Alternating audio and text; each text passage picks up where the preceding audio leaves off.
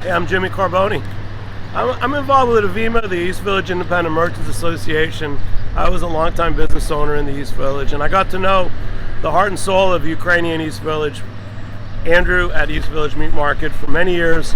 And one of my favorite things from there, the cabbage, aka beer sausage. I'm enjoying my cabbage. We're heading across the street to Veselka. I'm Jimmy Carbone for Flavors of New York.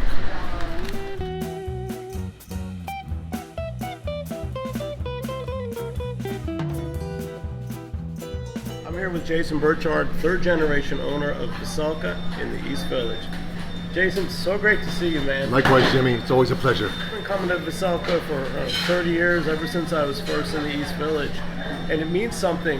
You know, we're in the East Village, and we're talking about East Village today because there's an East Village community of small businesses, and many of them go back a long time, like Veselka, East Village Meat Market. And I think an important part of this neighborhood is the Ukrainian community.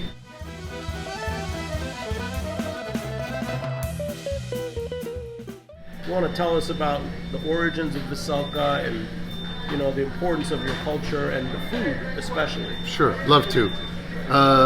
Veselka, which means rainbow in Ukrainian, was started by my grandfather in the early 1950s. He was a Ukrainian immigrant escaping Russian oppression.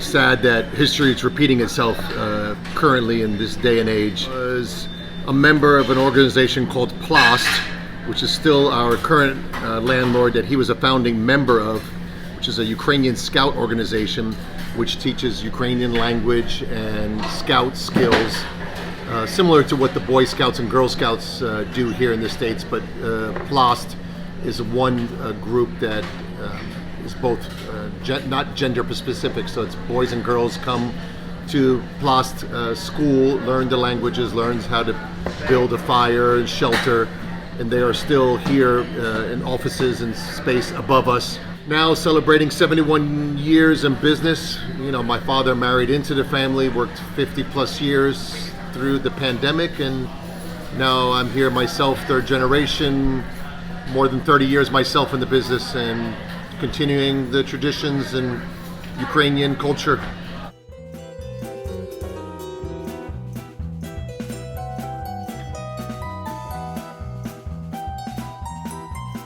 Been coming here for so long. I know Tom Birchard, and how have things been going? You know, it's been 20, 30 years of just so many changes in the community, pandemic, and you guys have been growing. Over the years, this East Village has changed, as you know. It's gentrified. When I grew up here many years ago, I don't want to put a date on it, you know, the neighborhood was drug-ridden. Thompson Square Park had people living in it. You know, the riots and so forth. You know, this was a larger Ukrainian community than it is today, but we are still part, you know, Ukraine and Ukrainians are still a vital part of the East Village. Like you said, the meat market, East Village Meat Market, the Ukrainian church on 7th Street are still stalwarts of the Ukrainian community here. And us being here for 70 years, I think we consider ourselves kind of the center of what was more a Ukrainian community.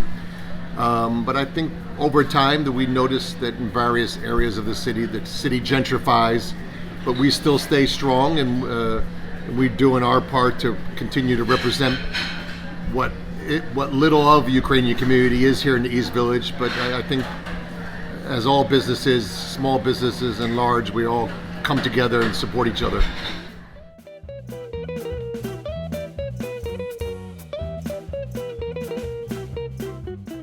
You know, I'd love to talk about the dishes.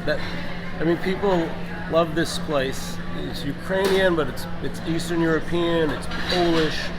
Jews love it. Everyone with a heritage going back to Eastern Europe or just growing up in the Lower East Side 100 years ago, the food here resonates with them.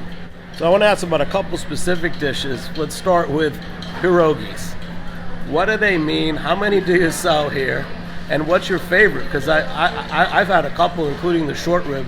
You know, you used to have the classics. You had cheese, you had potato, you had cabbage. But over the years, you've really expanded the menu of just the pierogis alone.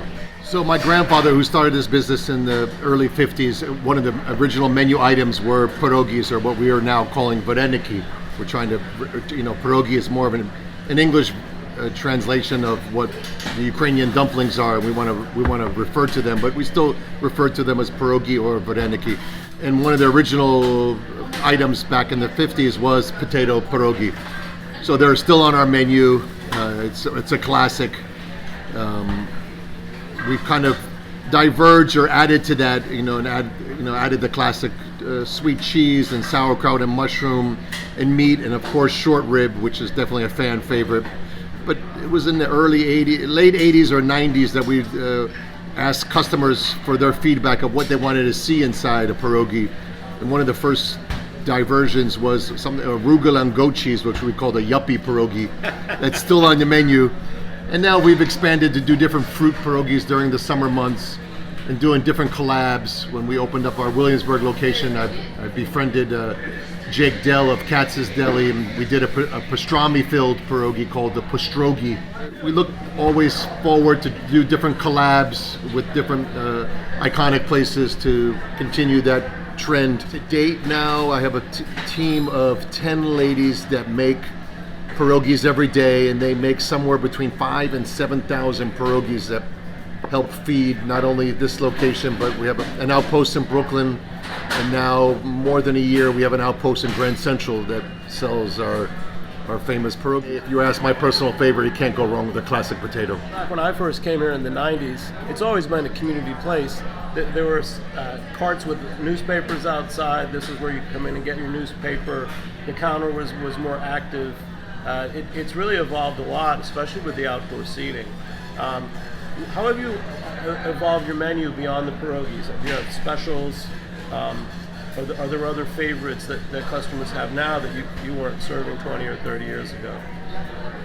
So over the years, my grandfather, when he first started, just had a handful of Ukrainian specialties, and when my father came into the business, he understood that in order to grow this business, he had to expand the menu and to the demands and the wants of the community.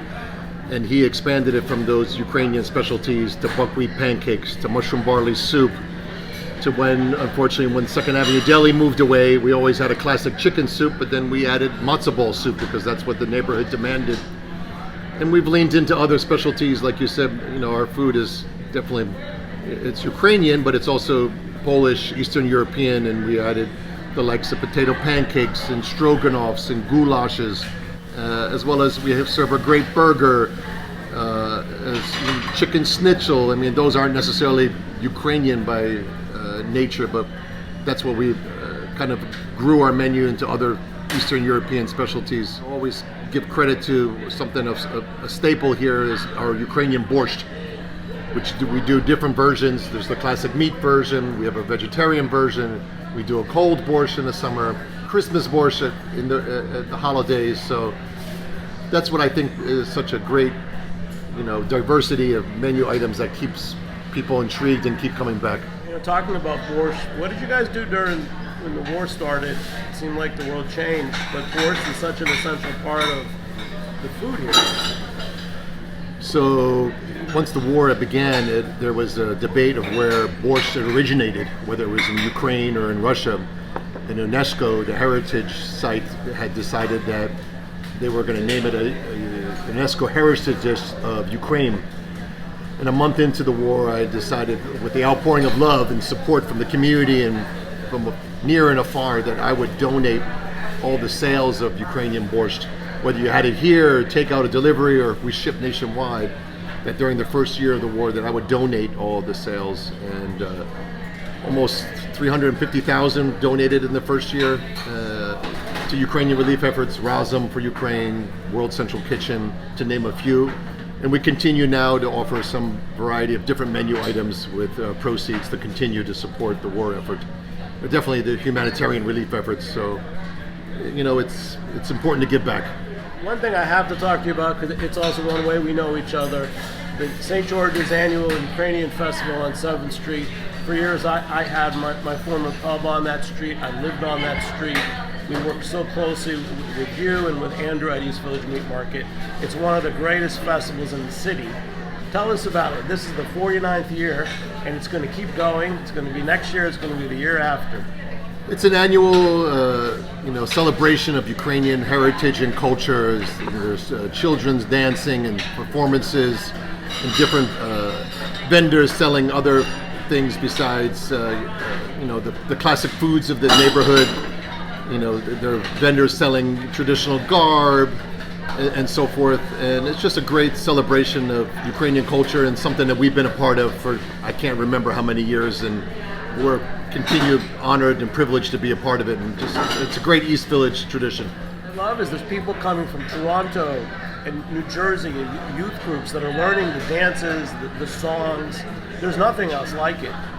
It's a one of a kind, and it really is, a celebration, especially for the neighborhood, as being a much larger Ukrainian community. But it's a way to, to highlight or showcase what it means to, the Ukrainians and others that live in this neighborhood. And it's a time, it's a tradition that we will continue to support. I heard that there was a documentary made about Veselka, and I'd love to hear more about it. This was a thought process, prior to unfortunate conflict which is happening in Ukraine. My father recently retired, and after 50 years in the business, and I wanted to pay homage to him and kind of document the history of my grandfather, Plast, and my father's involvement in the restaurant. And we were sitting on it for a few months, and unfortunately the conflict began in February of 2022. Film director, NYU film grad, a few years removed, said, if you're going to tell your story, this is the time to tell it. So it's a little bit of a historical piece of my grandfather's trials and tribulations, my father's historical presence here in the village through 60s, 70s, and 80s. And it caught a glimpse of what Veselka went through in that first year of the conflict and how it affected not only the staff but the customers, and it talks about the historical relevance of my grandfather. So it's a great piece of work. I'm very happy with it. It's called Veselka, the rainbow at the corner, the center of the world. Like we were at the center of the world with the conflict, and it's unfortunate that we're continuing this process, but we're truly hopeful that a peaceful resolution will come sooner than later. Jason, it's very moving. You guys have really been a beacon, not just for Ukraine, but for small business in the East Village. And I want to thank you so much for sitting Jimmy, it's with always me. a pleasure to see We're you, going to man. go explore the East Village together. And thanks so much. And thanks for being part of the VIMA, which does work with small businesses. Yep. Thank you. Thank you.